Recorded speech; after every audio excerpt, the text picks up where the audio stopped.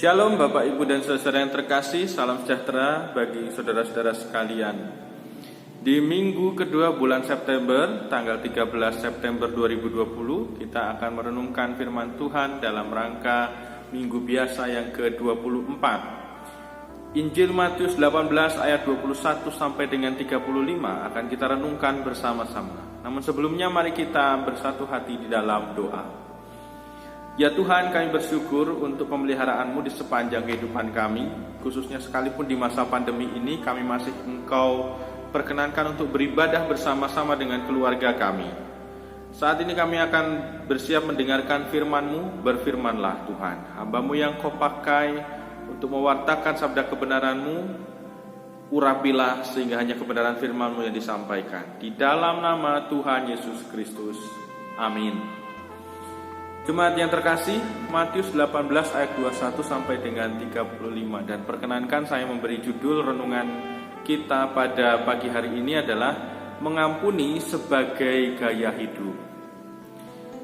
Jemaat yang terkasih, ada sebuah pepatah, Allah bisa karena biasa. Nah, ini pepatah ini adalah pepatah sederhana yang maknanya mudah dicerna. Artinya bisa karena biasa ini artinya secara sederhana orang yang tadinya belum bisa melakukan sesuatu atau belum bisa mengucapkan sesuatu, tapi karena dilakukan terus menerus dan dibiasakan akhirnya menjadi bisa. Ini alat bisa karena biasa, pepatahnya demikian. Nah, pepatah yang lain yang senada dengan itu adalah pepatah Jawa yang mengatakan demikian. Witing tresno jalaran seko kulino. Orang biasanya melesetkan pepatah ini, witing tresno jalaran seko ora ono liyo, gitu ya. Tapi aslinya pepatah ini adalah witing tresno jalaran seko kulino. Kalau dibahasakan Indonesia atau diterjemahkan dalam bahasa Indonesia secara bebas adalah cinta tumbuh karena terbiasa. Nah, ini kira-kira demikian artinya, atau karena sering kali bertemu, sering kali berkomunikasi, maka lama-lama cinta tumbuh, benih-benih cinta tumbuh. Nah, ini witing tresno jalaran seko kulino. Atau jika itu terkait tindakan yang dibiasakan, nah pada akhirnya bisa sampai pada sebuah kebiasaan yang jika tidak dilakukan berasa ada yang aneh. Ini terkait witing tresno jalaran seko kulino atau ala bisa karena biasa, karena sudah terbiasa mencintai, karena sudah kulino melakukan sesuatu, kalau tidak melakukannya maka ada yang kurang, ada yang aneh, gitu ya. Nah, dari sudut pandang ini Bapak Ibu dan Saudara, kita akan melihat bacaan Injil kita, Injil Matius 18 ayat 21 sampai dengan 35 yang menceritakan tentang perumpamaan yang nampaknya perumpamaan tentang pengampunan ini hanya ditulis di Injil Matius, tidak ada di Injil yang lain. Hanya ditulis di Injil Matius, dan seringkali orang mempersoalkan tentang pola pengampunan yang diajarkan Yesus. Ada yang memperdebatkan 70 kali 7. Ada yang memperdebatkan, enggak, masih tambah lagi kok, wong di Alkitabnya tertulis 70 kali 7 kali, berarti masih dikali lagi, kali berapa? Enggak tahu gitu. Jadi ini kayak enggak selesai-selesai. Nah, ini bukan hal yang mungkin layak untuk kita perdebatkan, tetapi ada hal lain yang bisa kita perhatikan dari mengapa kok Yesus bilang, mengapa kok Yesus mengajarkan mengampuninya 70 kali 7. Menurut versi saya ya, menurut versi sekarang ini yang kita renungkan, 70 kali 7 sebagai jawab dari pertanyaan Petrus, berapa kali kalau kita mau mengampuni? Apakah 7 kali? Nah, Yesus mengajarkan sebanyak, kalau dijumlahkan 70 kali 7 itu adalah 490 kali. Secara harfiah jumlahnya sedemikian, jumlahnya sebanyak itu 490 kali. Nah, nampaknya Bapak Ibu dan Saudara, ini bukan soal angka.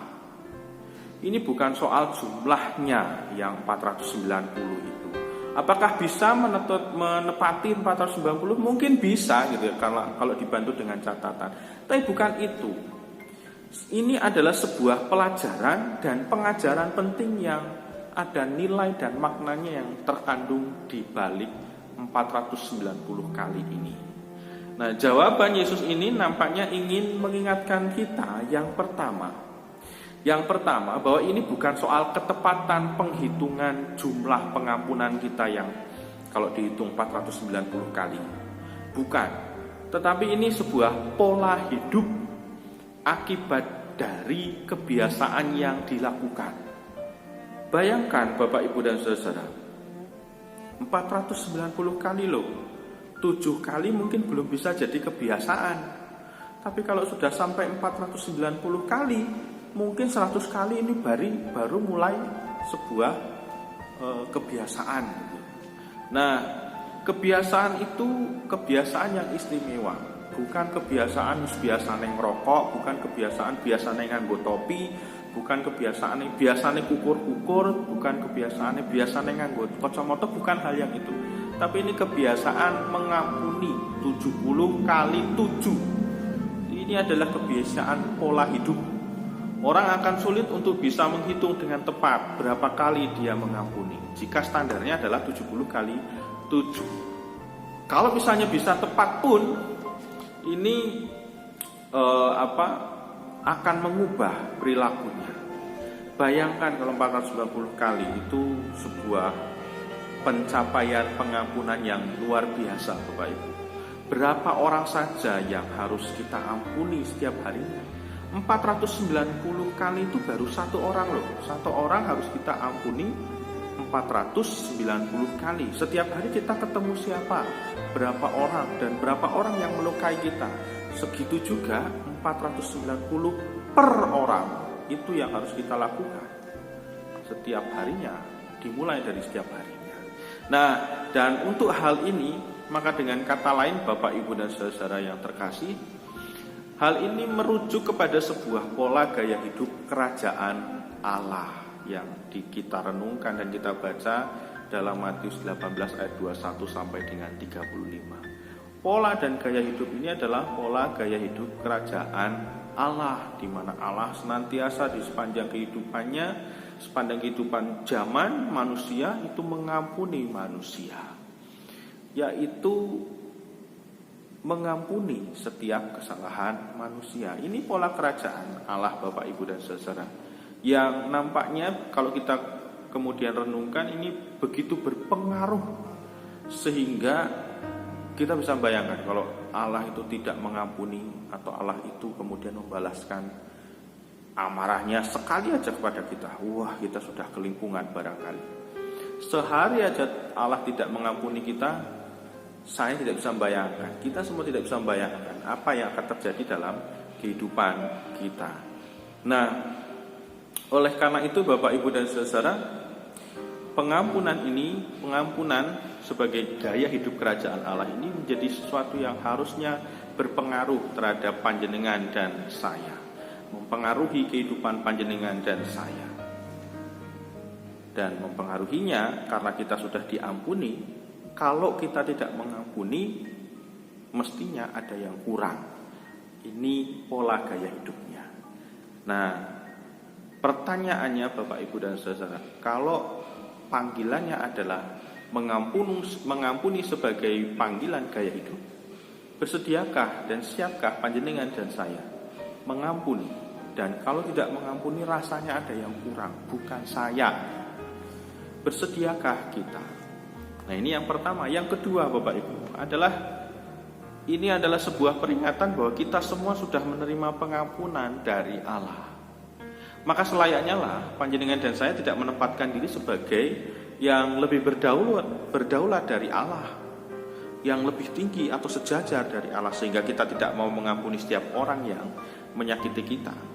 Mengampuni adalah tanda bahwa panjenengan dan saya menyadari siapa diri kita sebenarnya dan menempatkan diri lebih rendah daripada Allah, bukan lebih tinggi daripada Allah. Ini konsep dasar mengampuni. Yang ketiga Bapak Ibu dan Saudara, hal yang bisa kita pelajari adalah bagaimana bahwa mengampuni itu lebih memberikan efek positif, yaitu damai sejahtera.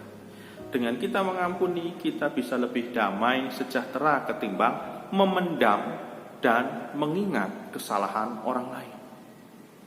Coba kita bayangkan ketika kita tidak mengampuni orang yang menyakiti kita. Setiap saat kita akan terbayang-bayang rasa sakit hati dan orang yang menyakiti kita itu. Bangun tidur kebayang, mau mandi kebayang, mau makan terbayang, kebayang wajahnya gitu, karena memendam perasaan jengkel dan amarah. Mau kerja kebayang, jadi nggak bisa kerja karena jengkel. Dan saya pernah seperti itu. Satu hari saya disakiti oleh orang lain, seharian itu rasanya masih jengkel itu. Mau tidur aja nggak bisa. Nah, ini efek negatif ketika kita tidak mampu dan tidak mau mengampuni. Oleh karena itu, mengampuni itu sisi lain yang positifnya itu adalah memberikan damai sejahtera, efek positifnya. Sehingga coba kalau kita nggak mau mengampuni, tadi itu setiap saat terbayang, yang rugi siapa? Yang rugi saya tentunya ketika saya tidak mampu mengampuni.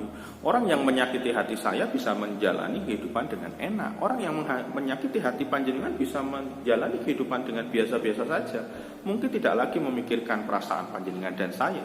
Tetapi bagi kita yang tersakiti, akan dihantui terus dengan rasa dendam dan amarah. Nah, ini yang ketiga Bapak Ibu, pilihannya adalah mengampuni justru yang akan memberikan damai sejahtera, bukan mendendam atau memendam amarah. Ampunilah sebagai sebuah gaya hidup.